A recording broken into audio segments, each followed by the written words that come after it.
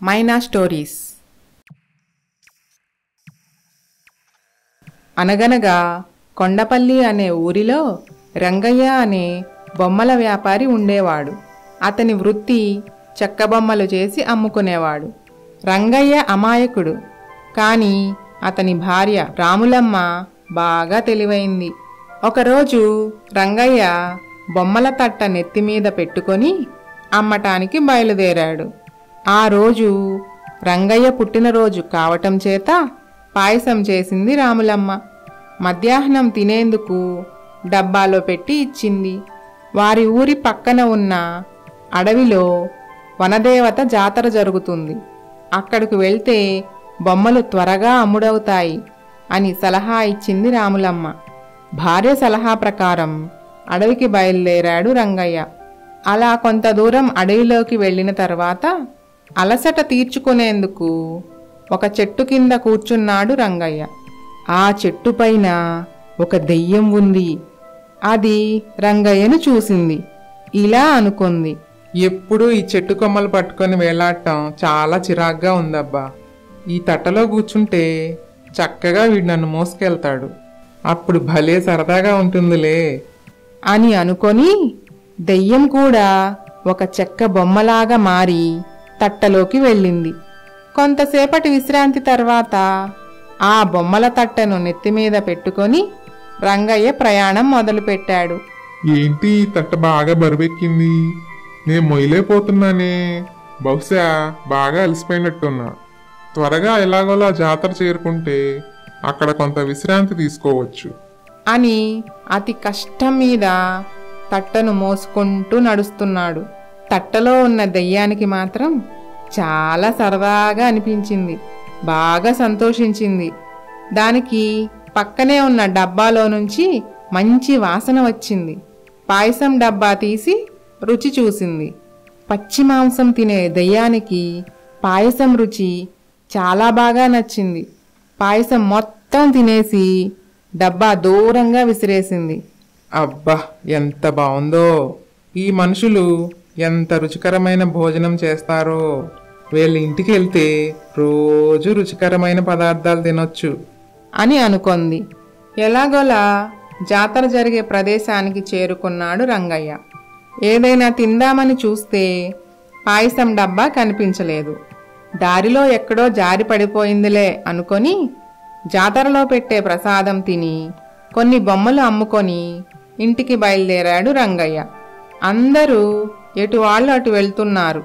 కానీ ఒక అమ్మాయి మాత్రం అక్కడే నిలబడి ఏడుస్తూ ఉంది. ఎవరమ్మా నువ్వు, ఎందుకు ఏడుస్తున్నావు? చీకటి పడుతుంది, మీ ఇంటికి వెళ్ళు అని అన్నాడు రంగయ్య. అప్పుడు ఆ అమ్మాయి, నాకెవ్వరూ లేరు. ఒక ప్రమాదంలో నా వాళ్ళందరూ చనిపోయారు. నాకు ఎక్కడికి వెళ్ళాలో తెలీదు అని అంది. ఈ అడవిలో ఒంటరిగా ఉండటం చాలా ప్రమాదం. మా ఇంటికి వెళ్దాం పద, ఏం చేయాలో రేపు ఆలోచిద్దాం అని అన్నాడు. పాపం రంగయ్య, దెయ్యమే అమ్మాయిగా మారిందని ఏం తెలుసు? ఆ దెయ్యాన్ని వాళ్ళ ఇంటికి తీసుకువెళ్ళాడు. ఆ రాత్రి ఆ దెయ్యానికి భోజనం పెట్టి ఆశ్రయం కల్పించారు. మరుసటి రోజు రాములమ్మ, చూడమ్మా, మావి పేద బతుకులు. ఒకరోజంటే ఎలాగో తిండి పెట్టగలం. ఇక నీ దారి నువ్వు చూసుకో అని అంది. అప్పుడు ఆ దెయ్యం, నాకెవ్వరూ లేరమ్మా, దయచూపండి. నాకు అన్ని పనులు వచ్చు. ఇంటి పనులు, తోట పనులు, చెక్క బొమ్మలు కూడా బాగా చేస్తాను. నాకు ₹1 కూడా జీతం ఇవ్వనవసరం లేదు. 3 పూట్ల మంచి భోజనం పెట్టండి చాలు. నేను చేయలేని పని అంటూ ఏదీ లేదు. ఒకవేళ మీరు చెప్పిన పని ఏదైనా నేను చేయలేకపోతే మీ ఇల్లు వదిలి వెళ్ళిపోతాను అని చెప్పింది. పైసా ఖర్చు లేకుండా అన్ని పనులు చేస్తానంటుంది. భోజనమేగా, పెట్టొచ్చులే అని అనుకున్నారు ఆ దంపతులు. ఆ రోజు మొదలు భార్యాభర్తలు నిద్ర లేచేసరికి అన్ని పనులు చేసి సిద్ధంగా ఉంచేది ఆ దెయ్యం. అన్ని పనులు అయిపోయాయమ్మా, ఇంకా ఏమైనా ఉంటే చెప్పండి, చేసేస్తాను. బాగా ఆకలిగా ఉంది, భోజనం పెట్టండి అని అడిగేది. ఇదంతా వింతగా అనిపించింది ఆ దంపతులకు. అన్ని పనులు ఇంత త్వరగా ఎలా చేస్తుంది ఈ అమ్మాయి మనుషులకు ఇది ఎలా సాధ్యం? అసలు ఏం జరుగుతుంది మన ఇంట్లో? ఈరోజు నిద్రపోకుండా ఈ అమ్మాయిని ఒక కంట కనిపెడదాం అని అనుకున్నారు. ఆ రాత్రి నిద్రపోకుండా దయ్యానికి అనుమానం రాకుండా దాన్నే గమనించసాగారు. ఆ అమ్మాయి తన అసలు రూపమైన దయ్యంలాగా మారి అన్ని పనులు చేయటం గమనించారు. అదంతా చూసి భార్యాభర్తలు భయంతో గజగజా వణకసాగారు.